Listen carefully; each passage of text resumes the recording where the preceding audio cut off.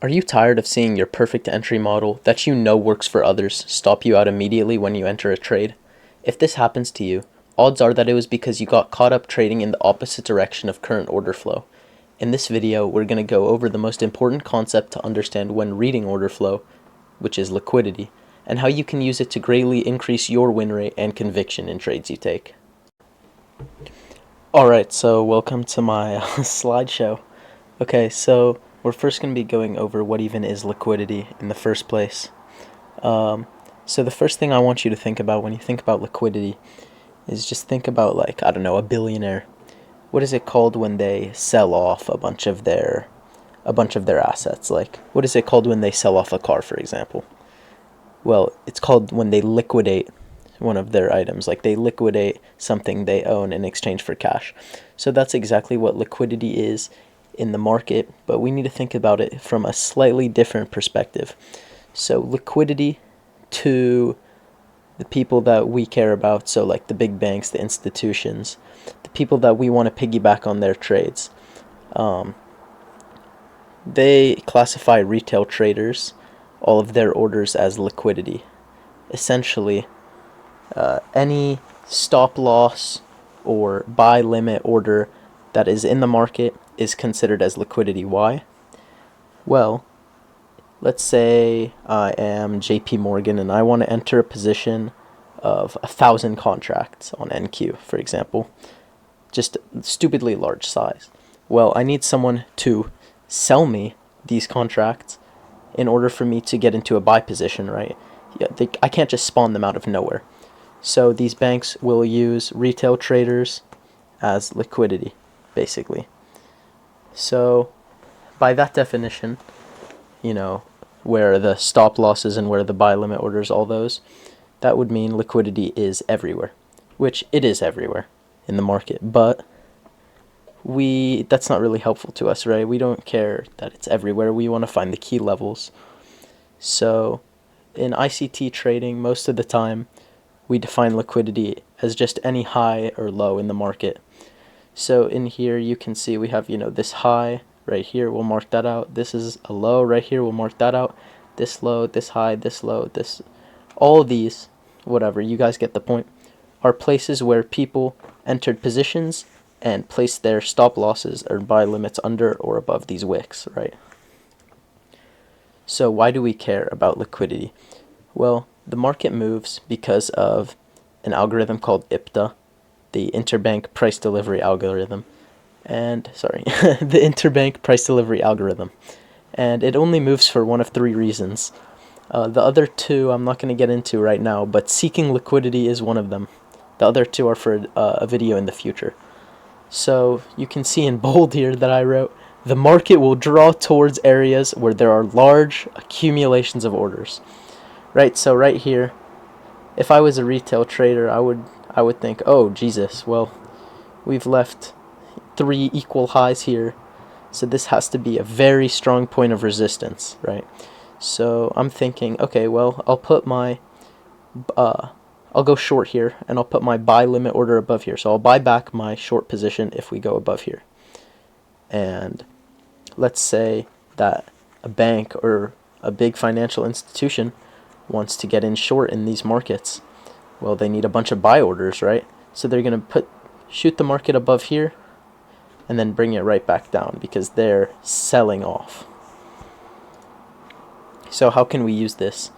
So if you really wanted to, yes, you could just find where the liquidity is and just take a position and just hold until it hits that liquidity.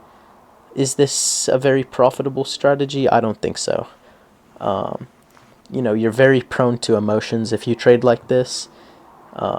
Liquidity is not 100%. Like, you can't always find a perfect place where the market is going to draw to. So this, in my opinion, is just not the best way to go about trading. But what we can do is find a draw on liquidity. So we can say, okay, in this session, where will the market draw to? What liquidity pool is what we call it. What area with a lot of orders resting there will the market go to? Where will IPTA, the algorithm, target? And usually the the market draws towards the strongest quote-unquote liquidity pool. So I'll get into that in a second. So these are, the important liquidity pools. Equal highs right here, which I would consider probably the strongest liquidity pool, only if they are exactly the same though. If we leave exactly equal highs, there is a very high chance that the market will come and run them later on. Here we have relative equal highs, so same thing, but they just have a very, very slight difference in like the wicks high, for example. Like maybe this is off by one tick. Same idea, but just a little weaker, because a retail trader might say like, oh, these are relative equal highs, not actual equal highs, like therefore I'm not going to go short. I don't know, some dumb logic, right? The next important liquidity pool we have here is data wicks, just abnormal wicks in general, but more of the time data wicks. So these are when we have a big kind of like news event, usually at 8:30, but it can happen at FOMC as well, and we leave a big wick on either the top, bottom, or both sides. And then we have this time-based liquidity, so Asian session high, London session high. These liquidity pools are also very important and have a high likelihood of hitting throughout the day. So now that we've gone over liquidity, how can we use it to gain an edge, and how can we use it to instantly increase our win rate? So what I do is before each trading session, I try to look at where the key liquidity pools are. So they can be on any time frame. They can be on the 4-hour, the 5-minute, the 15-minute, whatever. Where is the key liquidity? Could be a set of equal highs. It could be a set of relative equal highs. It could be a data wick, whatever. Once I find this draw on liquidity, people call it, I only trade in that direction. So here, in this example on the right here, what do we see? Well, we see relative equal highs here, and we see this data wick down here printed at 8:30, right? So in this example, you could say, okay, my draw on liquidity is going to be this abnormal wick down here, right? I think that's going to hit later in the day. But in this example here, you can actually see, if you were, let's say you were an IFVG trader, you entered off IFVGs. This first IFVG setup actually failed. It didn't actually come down all the way to here. Why? Well, because there was this important liquidity pool, these relative equal highs right above, that the market wanted to clear out, so to take out these liquidity pools, and then it would reverse into our direction. So always be aware of resting liquidity around you, because the market will not usually just like get super close to a liquidity pool like this and then completely reverse without actually, coming back and tapping in. And for those who have stayed until the end of the video, I've got a pro tip for you guys. So remember I was talking about the abnormal wicks, the data wicks? Well, when we make one of these, they hit within the next day around 80% of the time. These are one of my favorite liquidity pools, absolutely. You could trade and be profitable just off of this liquidity pool.